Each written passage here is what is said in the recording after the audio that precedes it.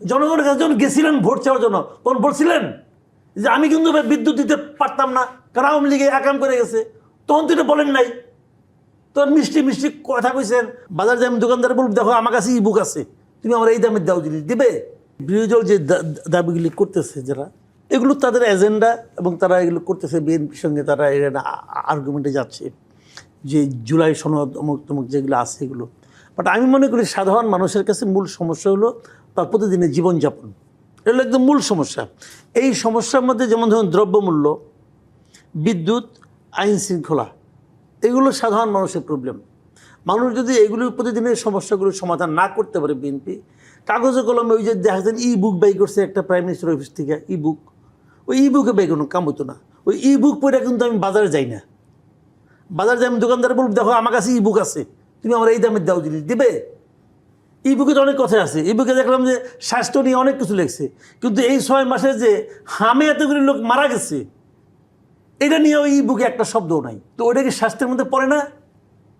বলতেছে যেটা তো আমাদের না, আগের গভর্নমেন্টের দায়। তো আগের গভর্নমেন্টের দায়ের বিরুদ্ধে আপনি কোনো মামলা করছেন, কোনো অ্যাকশন নিছেন? অ্যাকশন নেন নাই কেন? যে একটা সমস্যা নিয়ে আগের সমস্যা বলতেছেন আপনি, এতগুলি শিশুর মৃত্যু হলো, বলতেছেন আগের গভর্নমেন্টের দায়। তো যার দায় তার বিরুদ্ধে আপনি কোনো অ্যাকশন নিছেন? নেন নাই তো।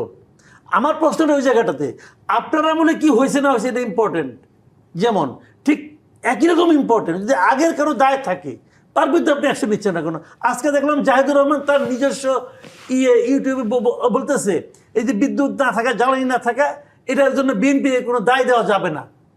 কী করে যাবে না? এটা নাকি আওয়ামী লীগের আমলের দায়। ঠিক আছে, আওয়ামী লীগের আমলের দায়, আওয়ামী লীগের প্রধানমন্ত্রী তো ভাই ফাঁসি দিছি, তার দায় মানলাম আমি। তা আপনার কামটা কি? 2 বছর আগে আওয়ামী লীগ কী করছে সেটা যে আজকে সমস্যা হবে এটা আপনি জানতেন না?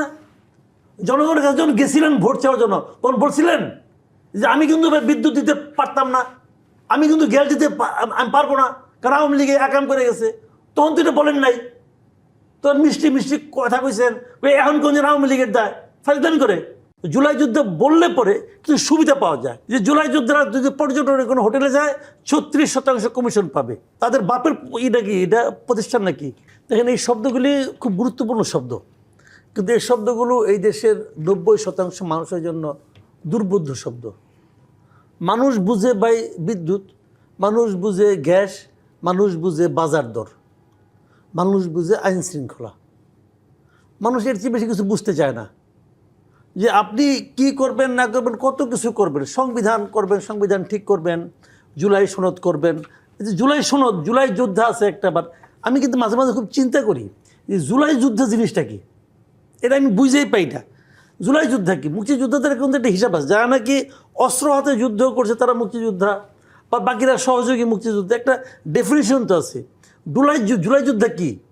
ওই দিন দেখলাম 32 নম্বর এখানে মারামারি করতেছে, এক লোক বলতেছে যে, তা জিজ্ঞেস করছে সাংবাদিক, ভাই আপনি কে? এখানে আমি জুলাই যোদ্ধা। তো জুলাই যোদ্ধা না কে বলেন তো আপনি?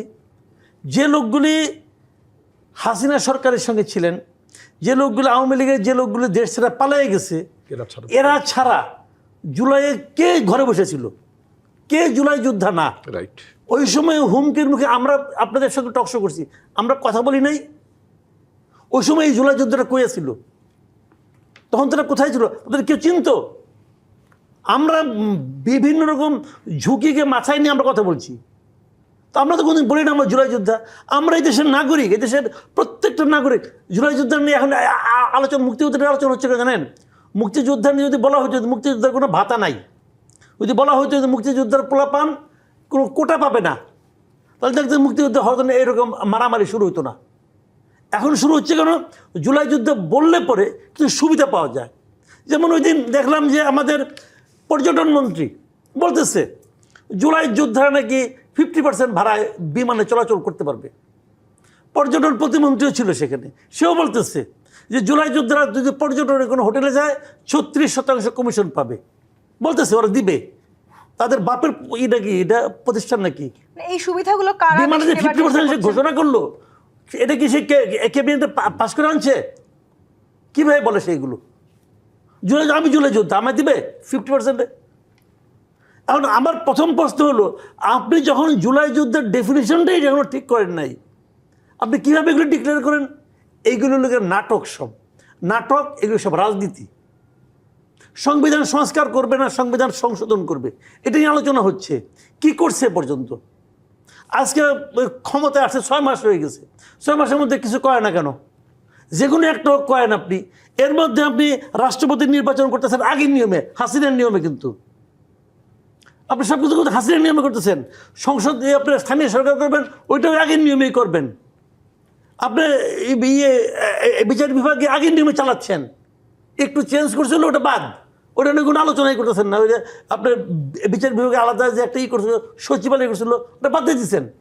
তো ভাই এইগুলো হলো জানেন কি, বলার জন্য বলা। মধ্যে কথা হলো, আমি ক্ষমতায় গেছি, আমি যেমনি চাই দেশ আমি ওইভাবে চালাবো।